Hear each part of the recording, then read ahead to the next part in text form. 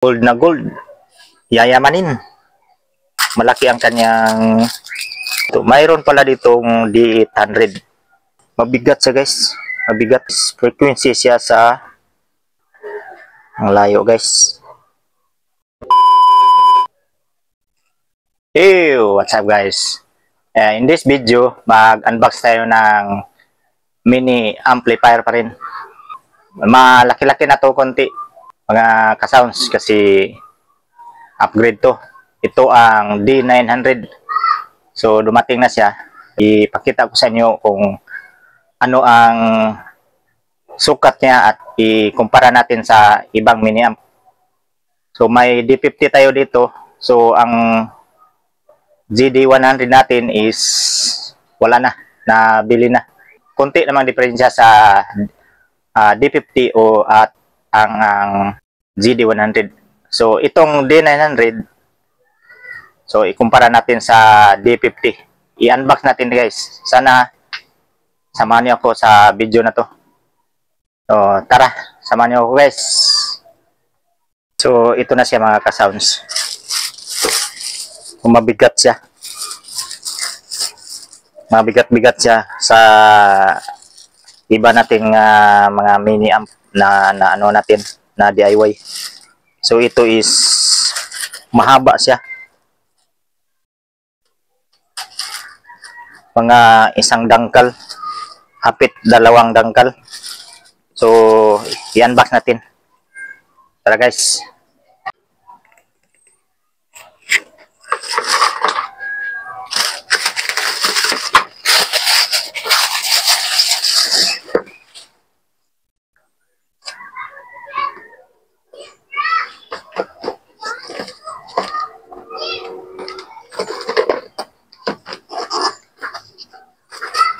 Saan ba ang bukasan dito?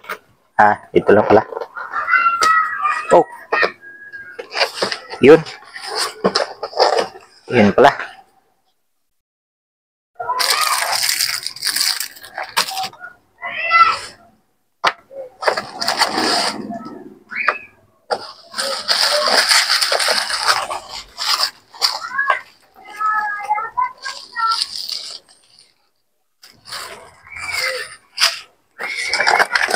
User manual.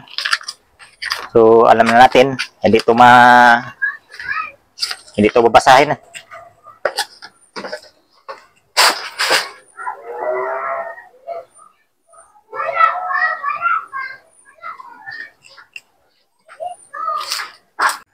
So ito na siya mga ka-sounds. So ang ganda niya. Gold na gold. Yayamanin. So may ano siya dito. Dito to sa ano, malaki ang kanyang remote. Malaki ang kanyang remote. Itong battery is dito to sa remote. So makapal ang kanyang AC cord. Makapal siya guys. Kapal. Saka wala nang ibang kasama. User manual. So maganda ang pagka niya kasi may bubble wrap. Saka dito sa karton niya guys, dito may nakalagay dito. Mayroon pala ditong D800. So malamang itong D800 yung itim na kulay. May black ito kasi, may black ito. So D800 yun.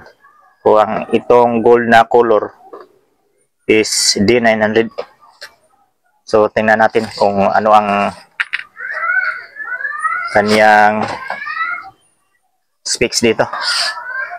So i-review natin to mga ka-sounds. Sana tapusin itong video na to. So ito dito ang ganda siya dito kasi nag-curve ang kanyang ano dito, makapal. Kapal siya, aluminum ang ano dito. Ang kapal. Ganda siya. Mabigat siya guys. Mabigat. So model D900 to 20 volts, AC power, 2.1 channel, hi-fi, BT amp, 50 watts plus 50 watts, 100 watts. So may mic 1, mic 2 jack dito. So eco volume, mic volume, input left and right, stereo, USB, TF card, auxiliary in. Auxiliary in, at dito maganda ang kaniyang ano dito, tack switch. May LED dito, indicator. So ito ang sa remote infrared. So dito guys, may ano siya dito, frequency subwoofer. Ano kaya ang tunog nito guys? So malamang maganda to. Titesting natin to sa ating 250 watts na Joson D12. So frequency, volume, treble, bass.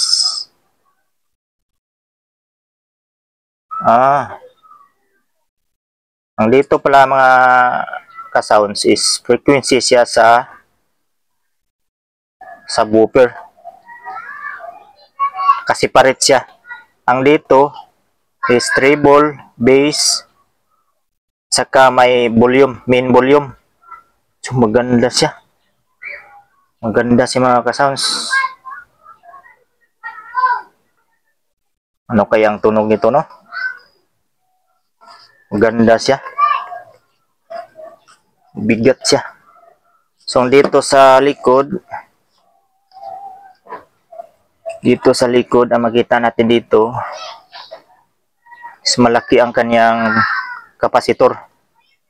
100 UF, 400 volts. Transformer, zapper, regulator. May regulator siya dito. Maganda ang kanyang switch dito. Maganda siya guys.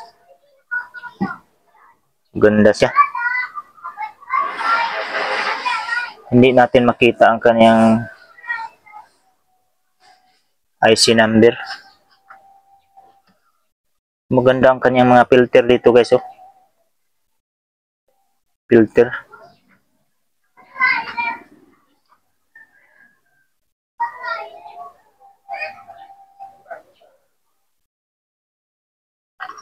Mayroon dito naka ano pa sa DC input, DC plug nakapasok.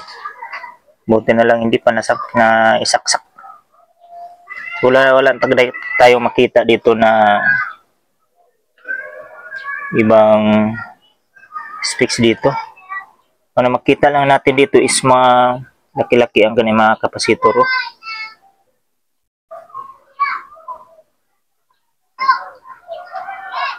So maganda ang kanyang heatsink. Dito 24 volts in. Dito ilagay 24 volts. Dito. Kita natin dito sa likod. Dito ang kanyang subwoofer. Left channel, right channel.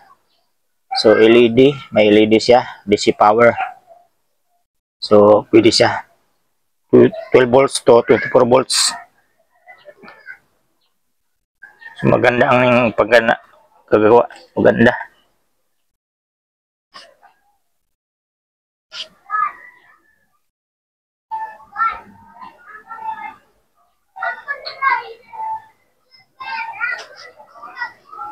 So maganda siya. Ano pa ang nakakuha dito? May ano pa dito, tingnan natin dito.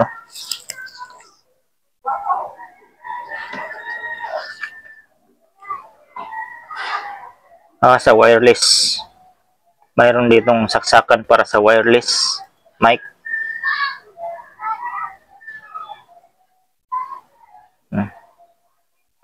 Sa wireless to. Masakit. Maganda siya. Maganda siya guys.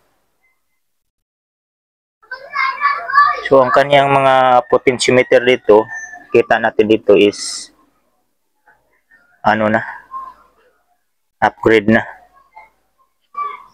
So ikumpara natin sa D50. So may D50 tayo dito. Kunin natin guys. So may D50 tayo dito. Tingnan natin.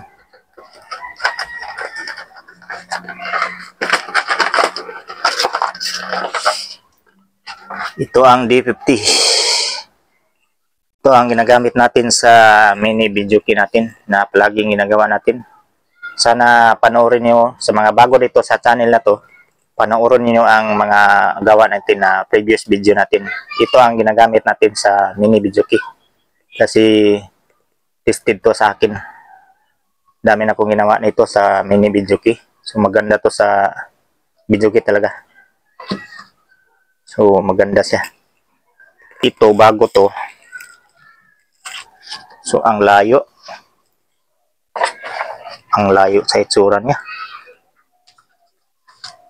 Oh.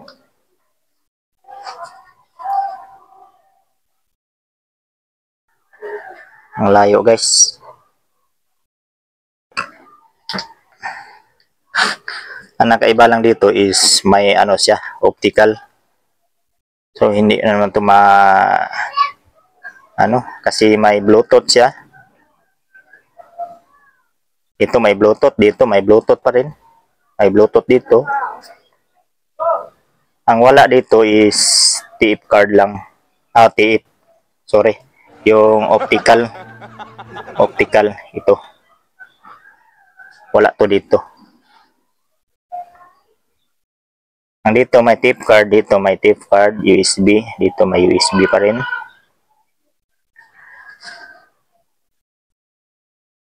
So wala lang dito is itong frequency, volume sa woofer. So maganda to guys. Abang-abang lang kayo sa mga susunod natin na video kasi gawa tayo ng box nito na three-way subwoofer at saka left and right na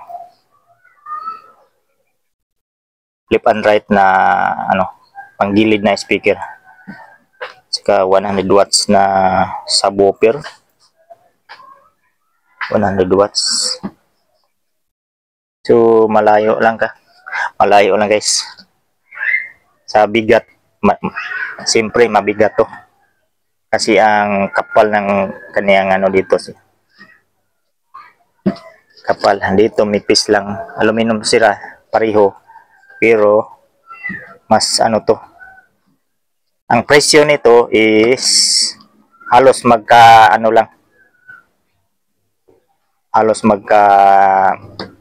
times 2 ang presyo nito. Pero hindi ko pa masabi kung maganda to ang tumunog ito kasi bago to eh. So sa susunod na lang video natin ang pag-testing nito kasi medyo mahaba nating video. So abang-abang na lang kayo guys. Kasi hanap pa tayo ng pang nito. Pang left and right na speaker. So may speaker tayo dito pang subwoofer lang. So abang-abang na lang kayo mga ka-sounds, mga ka-DIY, mga idol. So yun lang. Maganda siya. Ito maganda man to. Pero mas to. So hindi ko pa masabi ang tunog nito. So yun lang mga idol. So, ang bago pa lang dito sa channel na to, na padaan lang kayo sa channel na to. So please subscribe and pakit sa notification bell para ma-update kayo sa mga bago nating video. So yun lang. Shout out kayo ng lahat. Thank you sa panonood.